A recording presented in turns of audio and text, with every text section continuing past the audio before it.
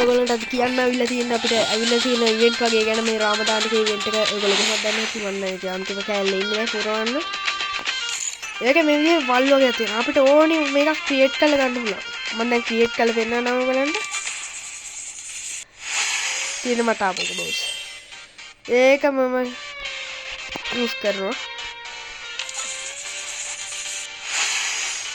අපි ඊගාව එකක් කරලා බලමු. limited frame හොඳේ.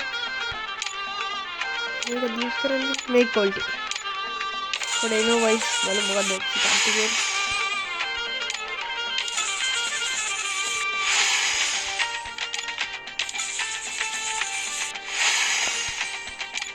ඔයගොල්ලන්ට සෙට් වෙන්නේ යටින් කමෙන්ට් එකක් දාන්න ඕන guys. මම කියන්නේ මම මේ කෝබ්‍රා එක සෙට් වෙනවා. ඒකයි අපිට මේ කිට තියෙනවා තව මරු එවද ඉවෙන්ට් එකක් ඇවිල්ලා තියෙනවා අපිට තව දවස් 3කින් එන්න තියෙන මේ ඉවෙන්ට් එක මේ P90 කොහමද ගැම්ම